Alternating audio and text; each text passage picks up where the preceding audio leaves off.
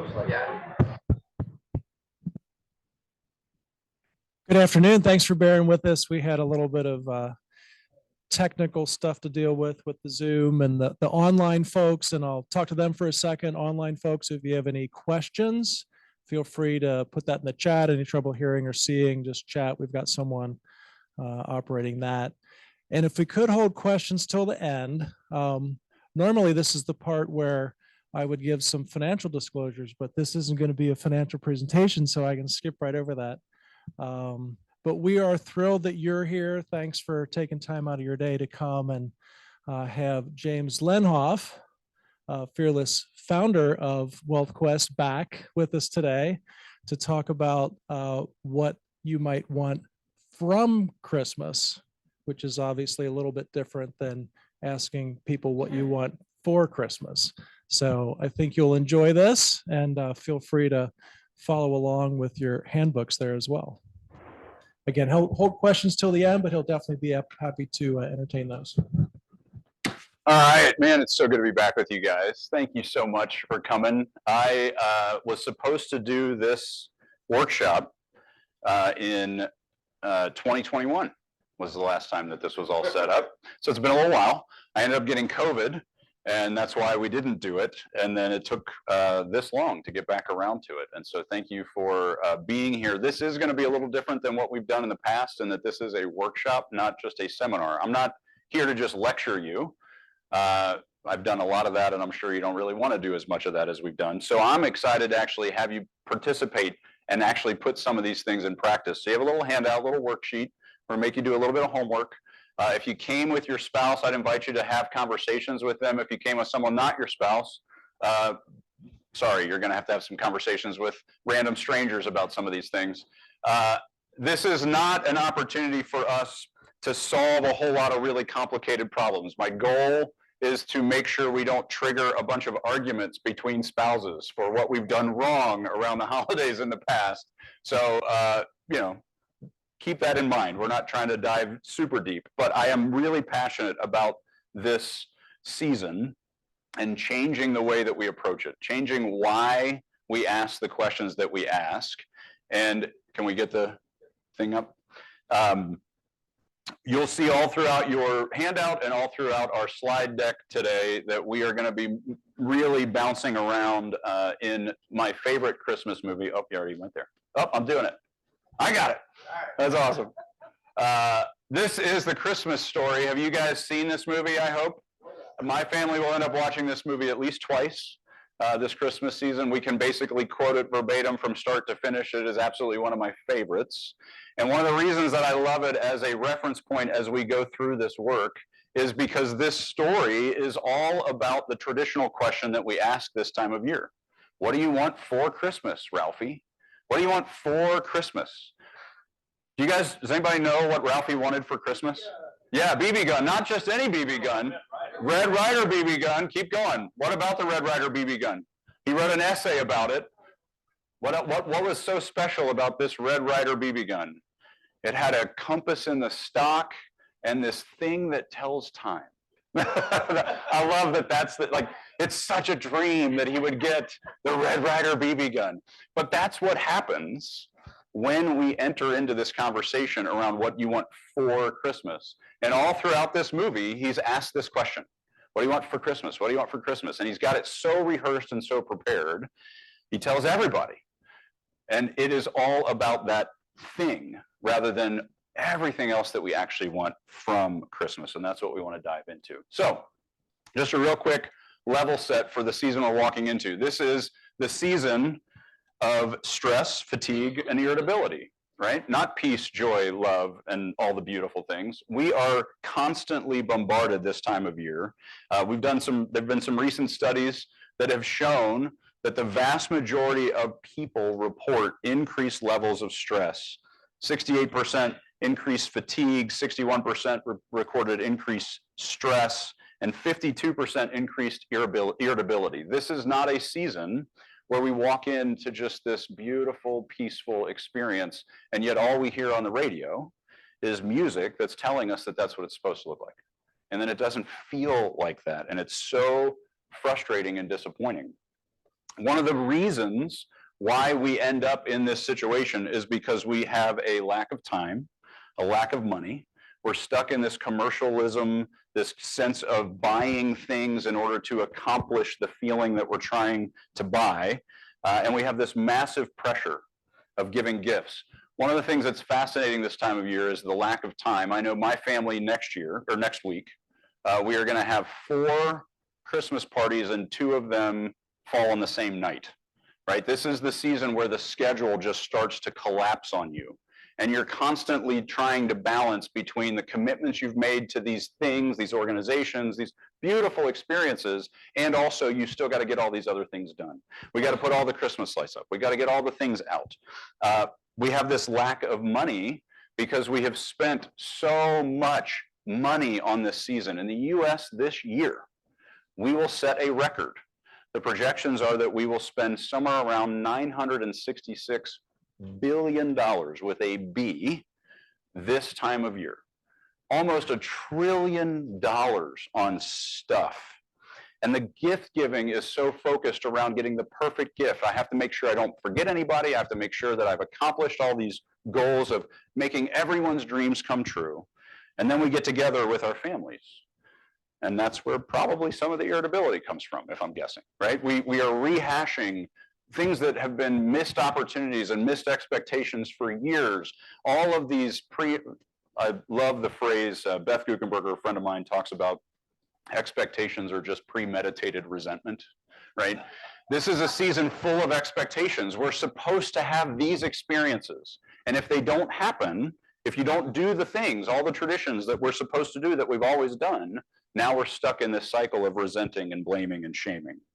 So here's my buddy, Ralphie, just about to tell his mom about the Red Ryder BB gun with the compass and the stock and this thing that tells time. And what does she tell him back?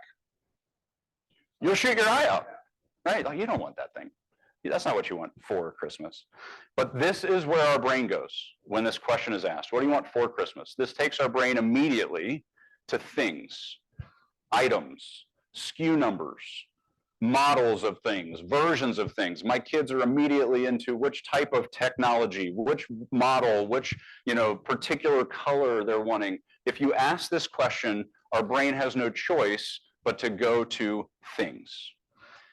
This is a self-fulfilling prophecy for how we're going to end up experiencing it. When we ask the question, what do you want for Christmas? Here's another way to ask that question. Hey, what expectations do you have of me that I'm not going to meet, right? How can I disappoint you this year? It's another great way to ask that question. What additional stressors should I go ahead and throw on my list to make sure that I feel miserable as I go through this season, right? When we're asking this question to all of our family and friends, we're basically asking these types of questions, and I think we're asking the wrong question. What we want from Christmas, if we ask that question, our brain immediately shifts away from things. Because what we actually want from Christmas is almost never a thing. What we want from Christmas is an experience. We want shared experiences. We want to go do things together with the people that we love. We want to make memories that we can cherish and talk about in future seasons. We want to have connection and depth. We want to find meaning and peace and joy and love and all the things that we sing about this time of year and somehow keep missing. And I think the reason why we're missing it is because we're not actually doing the work to find out what we want from. We're just stuck in the normal cycle of what we want for.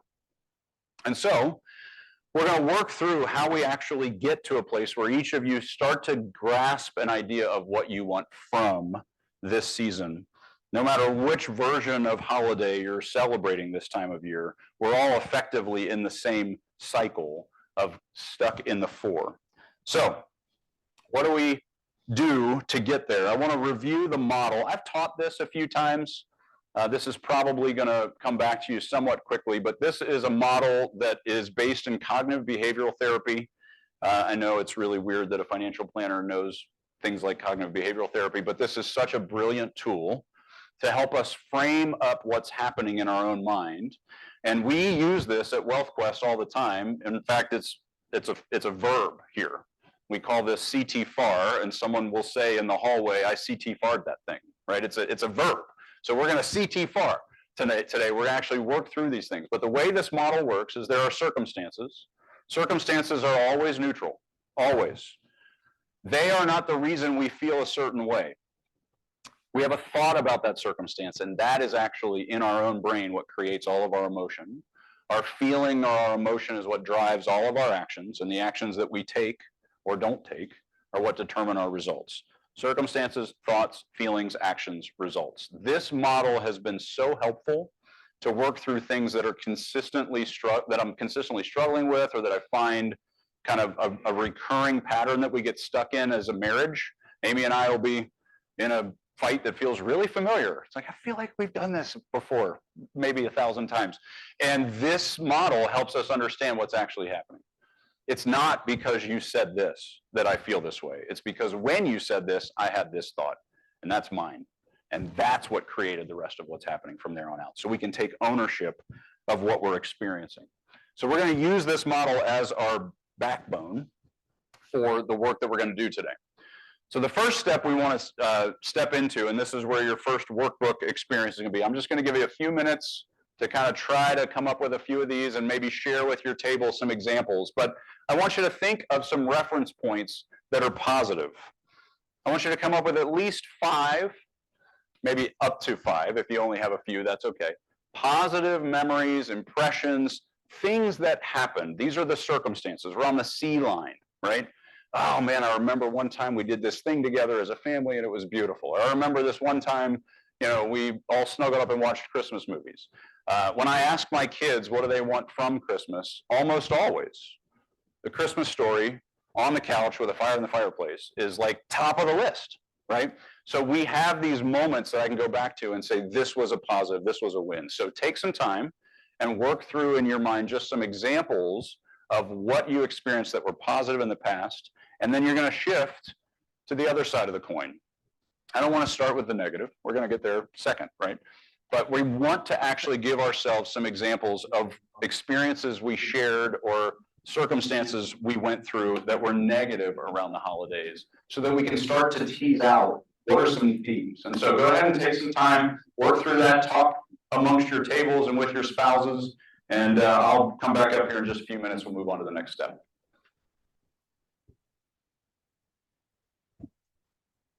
I have to click back on the PowerPoint. We have overachievers here. And then it just comes back to 7. Oh, man. Jumping ahead. That's what I think.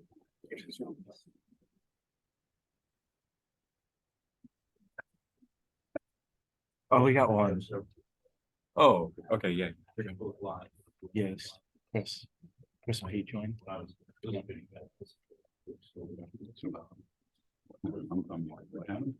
Nothing. We were just laughing at the attendance.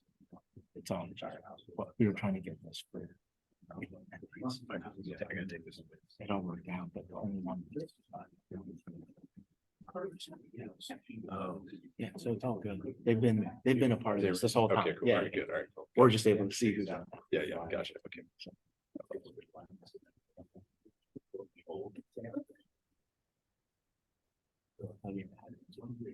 What's that?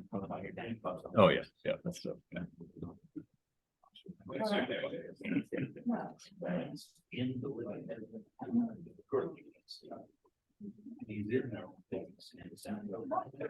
What are you guys doing with the holidays? Do you have Christmas parties? Oh, yeah.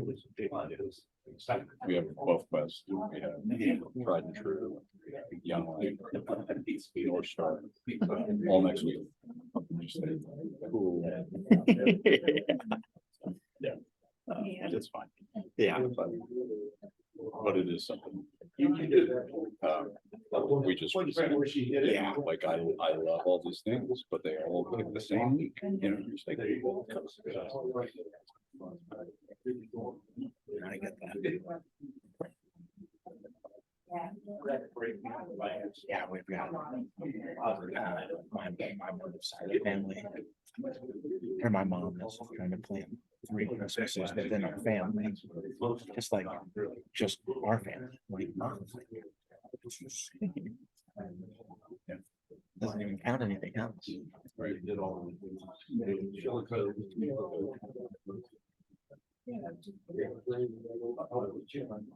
It's not, it's like talking, it's not because I'm picking up on those. No, it's not picking up on this. Okay. It's because Corey's listed as the host. The Zoom host. And is he? No, this is Corey's login. I know what it says, it's fine. As if it's picking up some stuff. I'll message him about it.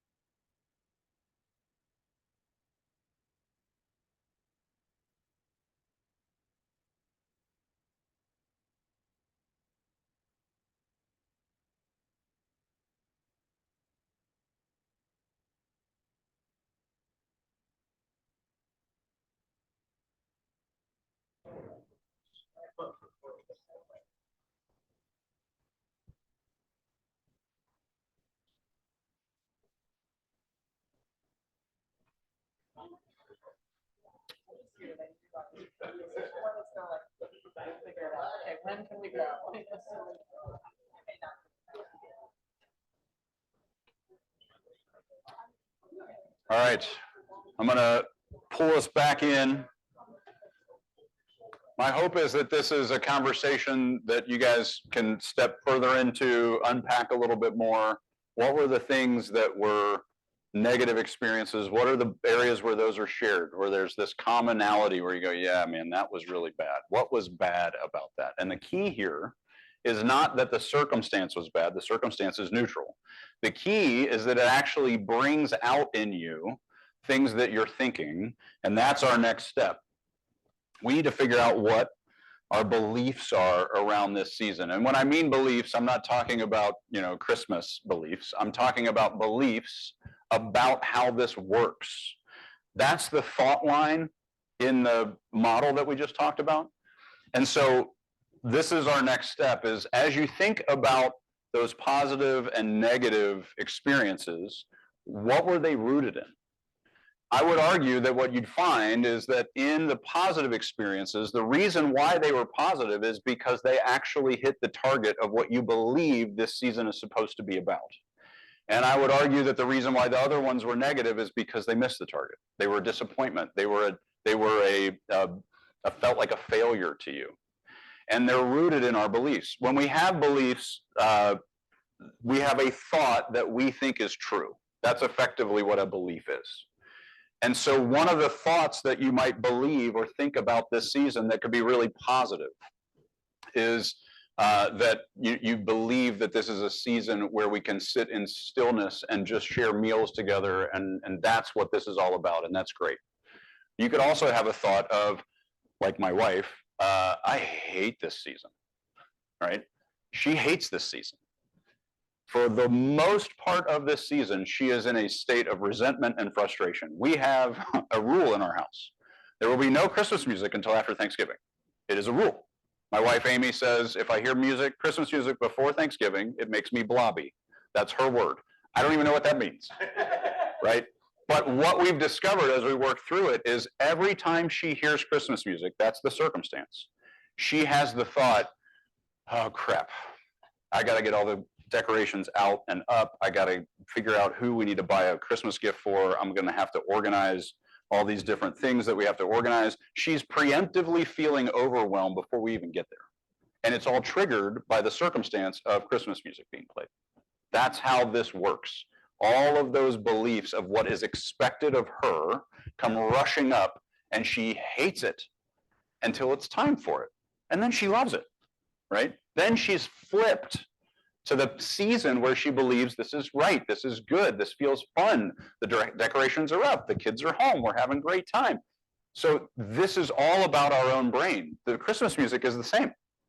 It's been the same for 83 years, right? I mean, Bing Crosby's White Christmas came out 83 years ago. And we have heard it thousands and thousands and thousands of times and hundreds of times this month. The Christmas music is exactly the same, but our experience of it is totally different depending on our brain and how we're thinking about it. So what do you believe or think about this season? What do you believe or think about yourself in this season? So are you thinking about expectations that need to be met and task lists and shopping lists, and that you are responsible for making everyone happy? That's a painful thought. That's really hard to deliver on. So we're trying to distill down in this next step, what are those things that are beliefs that are just rooted in you? And those reference points are going to point those to you. They're going to be able to give you those ideas of, man, when I felt really good, it was these things, and it's because I believe this about this season, or I believe this about myself, and I did it in those positive experiences. And when I felt bad, it was because I believe these things about myself and I didn't do it. And so we're trying to just tease out some of those things. And then once we get a sense of those beliefs, then we're asking the question, where do they come from? Do they come from a long history of family dynamics that say, you have to do everything that is required. You have to be at every one of these traditional things because we've always done it. We don't have a choice. You have to. One of the most painful thoughts we can think and believe as true is the phrase, I have to. It's powerless. It's trapped. I have to. I have to buy a present for everyone. I have to, go to all the things. I have to do all those. That thought of I have to takes all of our joy and our delight out of the season because everything's rooted in obligation. If we can instead start to ask the question, is that thought helping me or hurting me? Is the thought I have to do this actually helping me? Nope.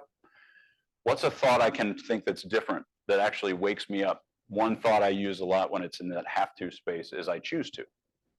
I get to, right? Just that little change moves me away from I'm stuck and I don't have a choice to this is the choice I'm making because this is what I want. And it frees our brain out of that whole cycle of frustration and resentment. And so we're going to do that work now. This is a little bit trickier. And so I'm available if you guys are like, I can't get there, struggling. I'm happy to kind of workshop it with you or help. So just kind of raise your hand if you want me to come talk with you about it. But the next step here is to work through what are those beliefs? What are you thinking about yourself and about this season? And what of those things are serving you?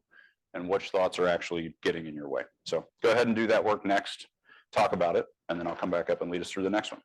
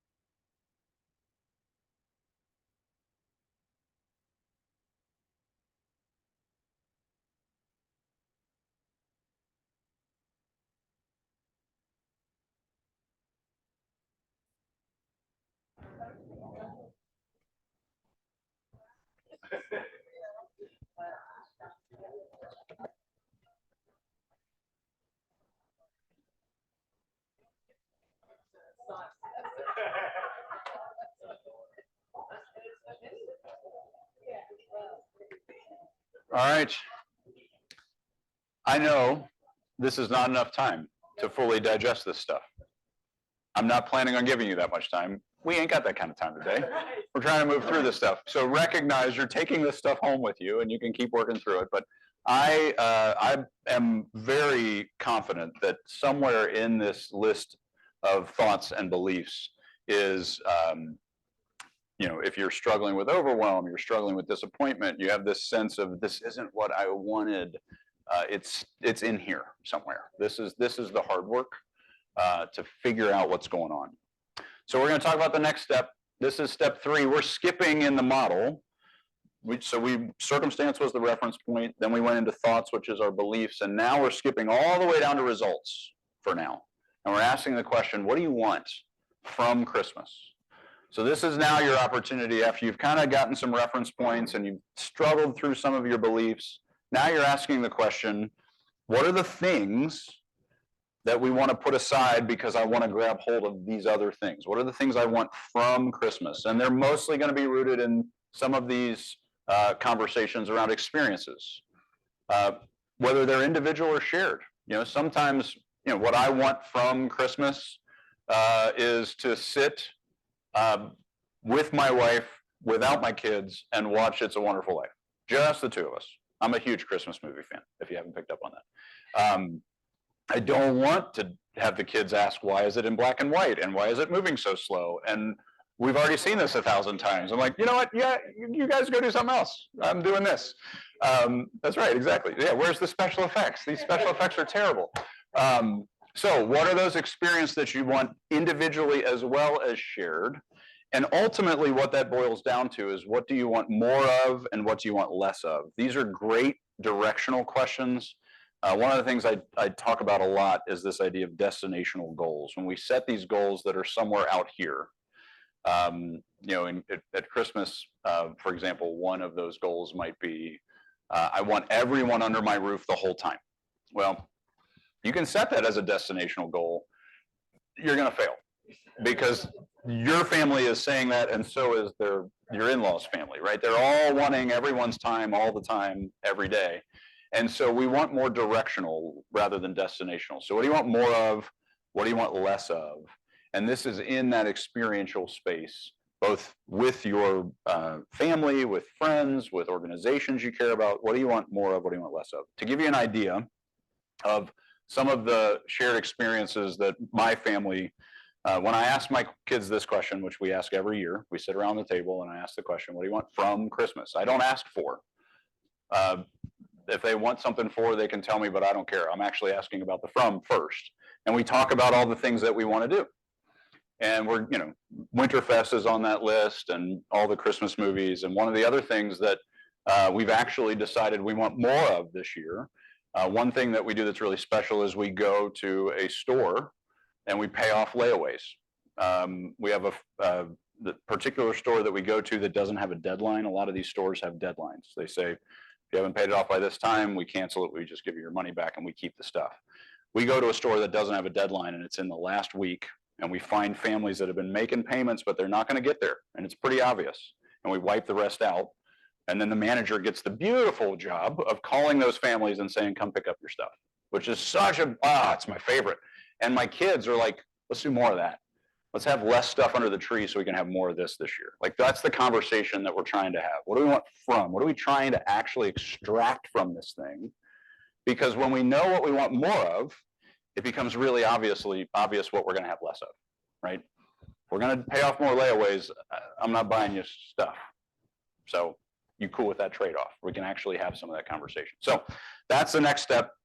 Dive into what you want from. What are some things that you really want to take hold of? And then we'll talk about the action line next. So we're starting at results and we're going to move up to what do you have to do in order to get that done. So next step is this. Go for it. And again, raise your hand if you have any questions.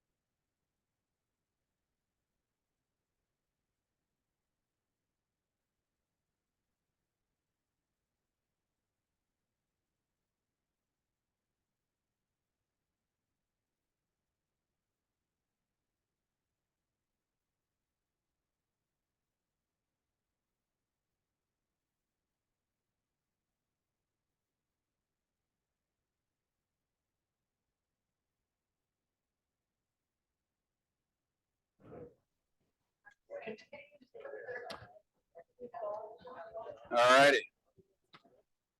Here comes the next round. I know. It feels like you just get started talking and then I'm like, stop talking. So I get it. It's brutal. We're going to move on to the next one. This is, so now the way this works is in order for us to have the emotional motivation to actually do the stuff we need to do, we have to first figure out what are the thoughts that need to change?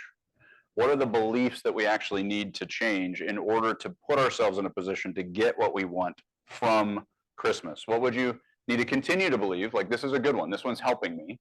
And what thoughts need to change? One of the thoughts, for example, that I've been encouraging Amy to think is we don't have to do anything. We don't have to put up any Christmas lights. We don't have to do any of this stuff that she immediately gets into overwhelm with. And then what she discovers is, well, I want to. I mean, I want that. Like, oh, well, then let's do that. But we don't have to do it, right? So even just simple changes like that. I don't have to buy presents for every single person I know. Then you get to choose which ones you do want to do that for. You may change. It's not my responsibility for everybody to be happy. I don't have to go to everything that everyone invites me to. That one's a really hard one for me. I'm like, I'll be there. I'm a 7 on the Enneagram. I love all the things. I do all the things. And Amy's like, hey, when are we not doing things? I'm like, I don't know. I can fit you in at noon on, well, not today. Anyway, so, but we want to be moving to the thoughts that will actually drop emotions that are confident, that are not rooted in resentment, that aren't frustration, they're excitement and looking forward. And so this one will be should be, in theory, a little bit of a quicker one, because you're just looking at the thoughts you had and you're able to say, I don't like that one. What are we replacing it with? So real quick, step 4, what are your intentional thoughts that you need to think in order to move into what you want from Christmas? So step into that for just a few minutes and then we'll come back and do the next one.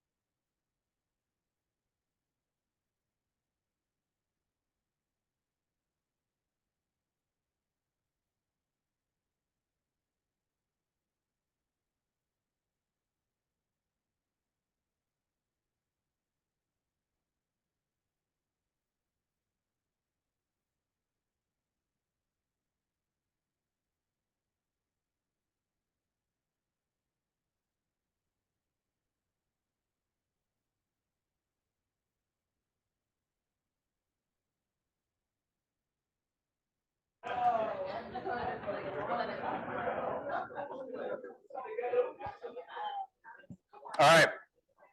Home stretch. Last step. This one is, I think the fun thing about putting our thoughts above and starting to realize we need to change it, the natural question is, what do I do?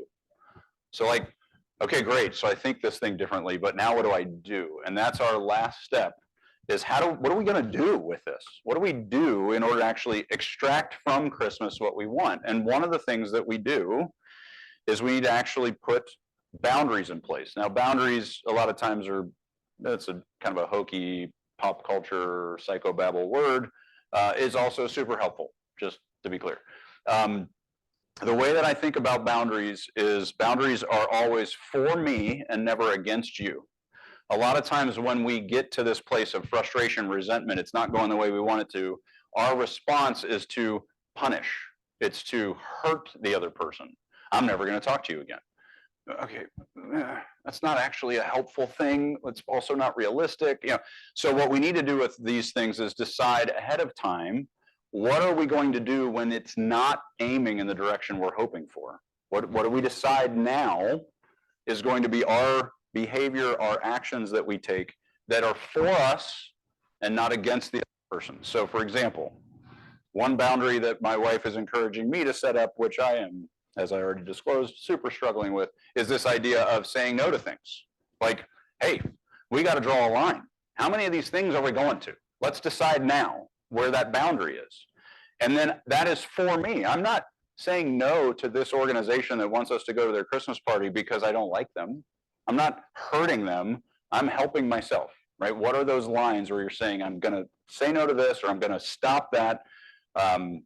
Maybe there's a boundary in your family. There's a political conversation that always comes up, or there's a topic that just sends everybody off a cliff at the same time. The boundary is for you to say, hey, if that topic comes up, I'm changing the subject. We are not going to go there. And that's for me. You can talk about it some other time if you ever want to. You're not talking about it with me because I'm drawing that boundary line. That's the stuff we need to be thinking of. So often we end up putting things in place that are more like weapons. Like I'm gonna smash you in the head with this boundary instead of I'm going to use it for my benefit. Then you can communicate. The reason why it's so important to do that is you can communicate those boundaries ahead of time. Hey, just so you know, this is what I want from Christmas. These are the things that kind of happen sometimes. You get to do whatever you want. You're your own human. But if this happens, this is what I'm going to do. Just so you know. When we're not in the middle of it and we're already worked up.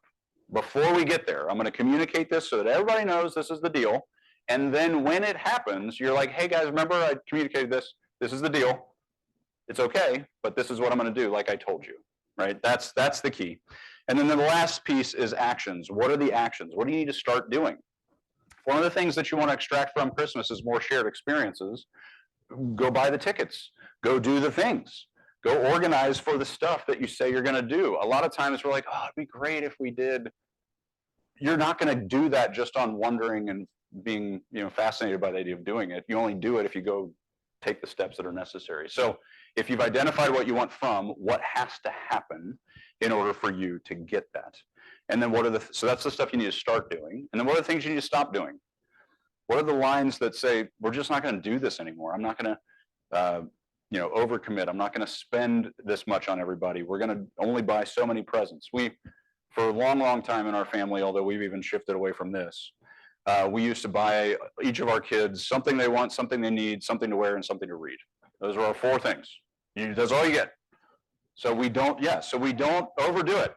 That was a boundary. That was a line. Well, we actually this year we're like, hey guys, like you buy your own clothes, and I'm not buying you clothes. It's kind of lame. Like, what do you want from Christmas? And let's just go do all those things. And you're probably only gonna get one thing under the tree. And they're like, yeah, whatever. We don't care. So we've decided we're not going to do some of that stuff. So together you're communicating, what are you going to stop doing? What are you going to start doing? So go ahead and do that last step. Ooh, 5 minutes. Do that last step super quick, and then I'll close this up. So yeah, the real hard work I'm going to give you like no time for. Good luck.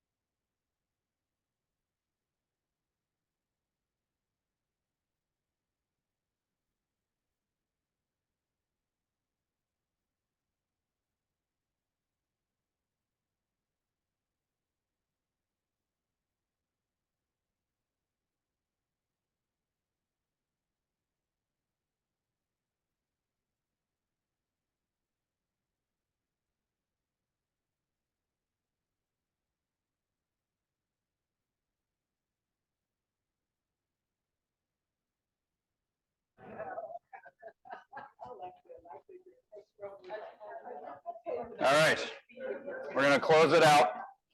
I love this picture.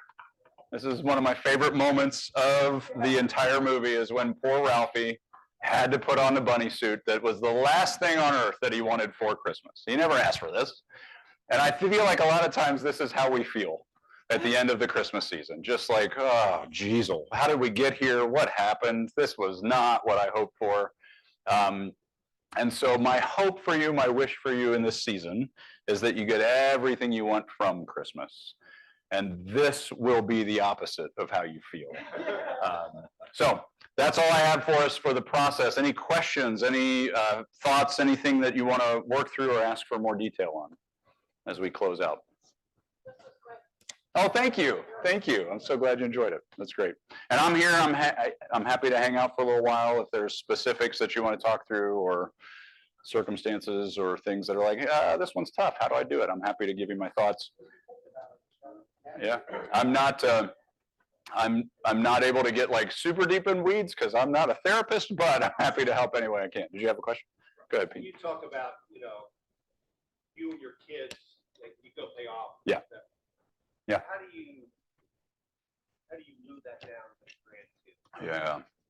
So great question. So Pete's question was this idea of doing this payoff of the layaways and things like that. How do you move that down to the grandkid level? I don't have grandkids, so I can't speak from experience. However, one thing that's really fun that my family does, my dad's here in the audience.